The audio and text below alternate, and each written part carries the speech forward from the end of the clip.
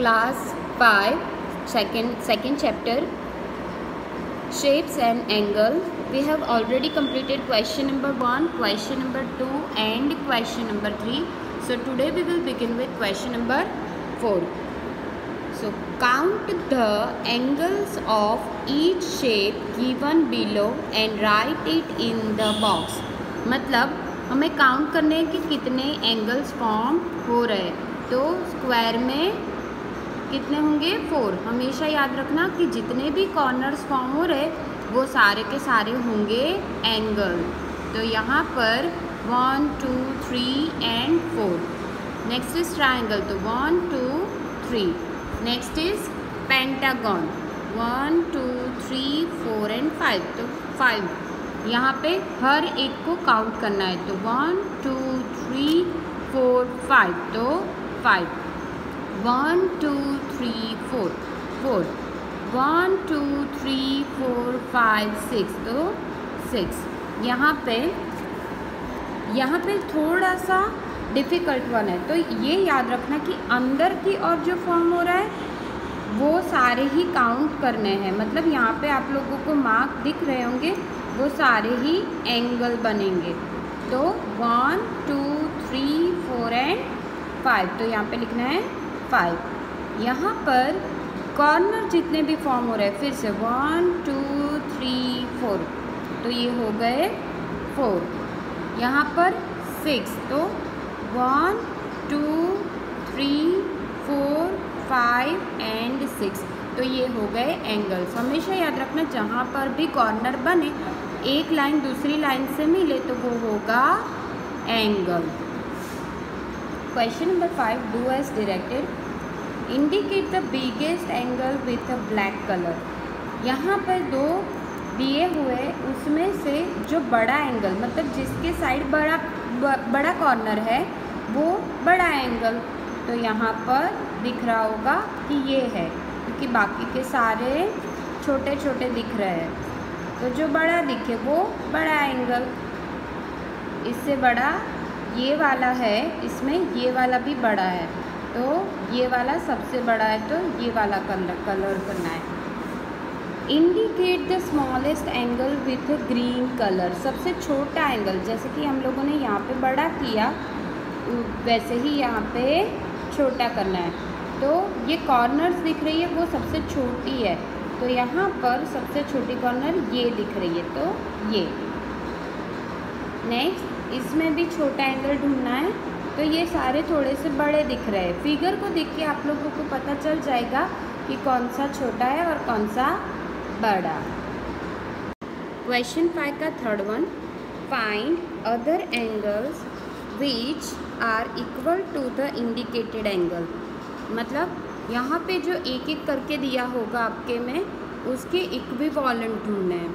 तो यहाँ पे ये वाला है, तो ये वाला जो होता है उसके बाजू वाला और सामने के तीनों ही एंगल सेम होते हैं. ये हमेशा याद रखना.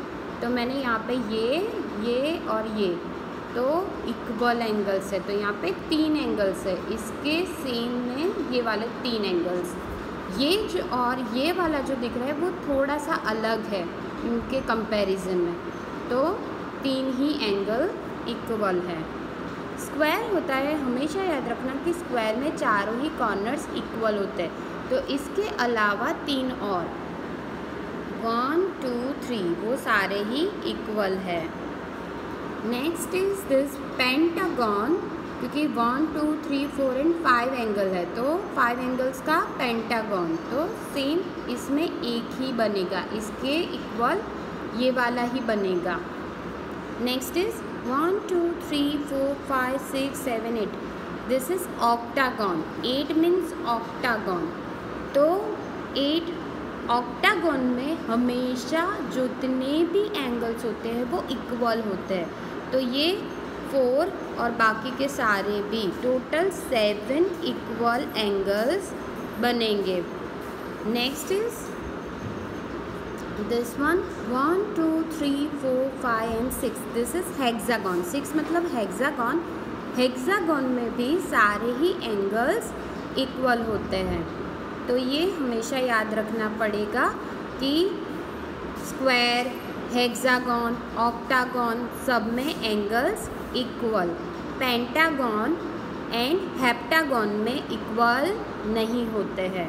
मतलब 5 और 7 जितने भी एंगल्स बन रहे हैं, जिसमें भी 5 और 7 एंगल्स बन रहे हैं उसमें इक्वल नहीं होंगे, लेकिन ये जो शेप्स बन रहे हैं उसमें इक्वल होंगे, जैसे कि square, hexagon and octagon.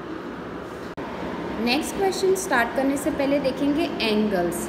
Angles में आप लोगों को इस साल 3 एंगल्स दिए हुए हैं टेक्स्ट बुक में। एक है राइट एंगल, मतलब 90 degree, right angle less than 90, मतलब अगर ऐसा वाला कॉर्नर दिखे तो उसे कहा जाता है राइट एंगल।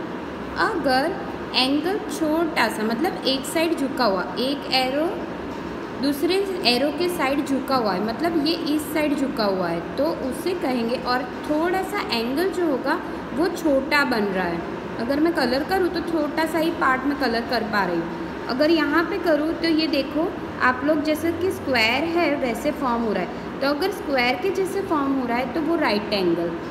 अगर थोड़ा सा छोटा फॉर्म हो रहा है तो उसे कहा जाता है लेस देन 90 डिग्री। और ये वाला जो है उसमें थोड़ा सा बड़ा पार्ट फिलअप हो रहा है, जो कि ज़्यादा है 90 डिग्री से। 90 देखो स्ट्रेट है, स्ट्रेट होने है, और ये वाला देखो तो थोड़ा सा 90 से झुका हुआ है, मतलब 90 ये हुआ और ये वाला जो है इस साइड झुका हुआ है, और ये वाला देखो तो इस साइड झुका हुआ है। तो जब कभी भी 90 से ज़्यादा दिखे तो वो होता है मोर देन 90 डिग्री। अगर हमें मेजरमेंट करना हो तो इसके लिए ये वाला जो मैथमेटिक्स में यूज़ होता है इसे बोलते हैं प्रोट्रैक्टर। ये प्रोट्रैक्टर यूज़ करके हम लोग मेजर कर सकते हैं एंगल्स, लेकिन हमें सिर्फ ये ही देखना है कि कौन सा एंगल फॉर्म हो रहा है। अगर ऐसा वाला फॉर्म हो तो राइट एंगल, एक साइड दूसरा हैंड झुका हुआ हो तो उसे बोलते हैं लेस देन 90 डिग्री। अगर 90 से ज़्यादा हो तो उसे बोलेंगे more than 90 degree. Question 6. Put tick and fill the table given below on the basis of angle indicated in the picture. तो फर्स्ट वन देखते हैं। यहाँ पे एंगल्स ड्रॉ करके पिक्चर दिए हुए हैं, मतलब ऑलरेडी ड्रॉ किया हुआ है और पिक्चर भी है साथ में। तो यहाँ पे राइट एंगल है, मोर देन राइट एंगल या लेस देन राइट एंगल है, ये हमें बताना है। तो फर्स्ट पिक्चर सीजर का है, तो सीजर में एंगल छोटा सा बन रहा है। अगर एरिया फिलअप करे तो वो छोटा सा है, और मैंने पहले भी बताया था कि अगर स्ट्रेट एंगल ना बने, मतलब सीधी लाइन ना बने, तो वो होगा लेस देन और राइट एंगल। राइट एंगल कैसा होता है, जो मैंने आप लोगों को अभी अभी थोड़े टाइम पहले ही समझाया है, तो आप लोग वो फिर से चेक कर सकते हो कि राइट एंगल क्या है। तो ये वाला जो है वो भी छोटा सा एरिया फिलअप हो रहा है, तो वो भी लेस देन राइट एंगल। ये वाला जो है वो फॉर्म कर रहा है ऐसा एंगल, जैसे कि मैंने पहले बताया था स्क्वायर जैसा, तो ये होगा राइट एंगल। मतलब स्ट्रेट लाइन फॉर्म हो रही है, एक लाइन जो है वो दूसरी लाइन के स्ट्रेट है, तो ये राइट एंगल। ये वाला अगर देखें तो राइट एंगल कैसे होता है, यहाँ पे ये लाइन जा रही है और स्ट्रेट लाइन जानी चाहिए थी, लेकिन ये लाइन थोड़ा सा इधर जा रही है ऊपर की ओर, तो ये है मोर देन 90। तो हमें मोर देन राइट एंगल में टिक मार्क करना है इसके लिए। तो आप लोग अगर चाहो तो स्केल से स्ट्रेट लाइन बना सकते हो हर एक में, लेकिन एंगल ध्यान में रख के। तो अगर ऐसा है इसका शोल्डर, तो स्ट्रेट लाइन ऐसे बनेगी ऊपर की ओर से नीचे की ओर, तो यहाँ पर बनेगी, तो ये ध्यान रखना है। तो अभी नेक्स्ट पेज पे, पेज नंबर 25 पे जो दिए हुए हैं ये आपको होमवर्क में अपने आप करने हैं।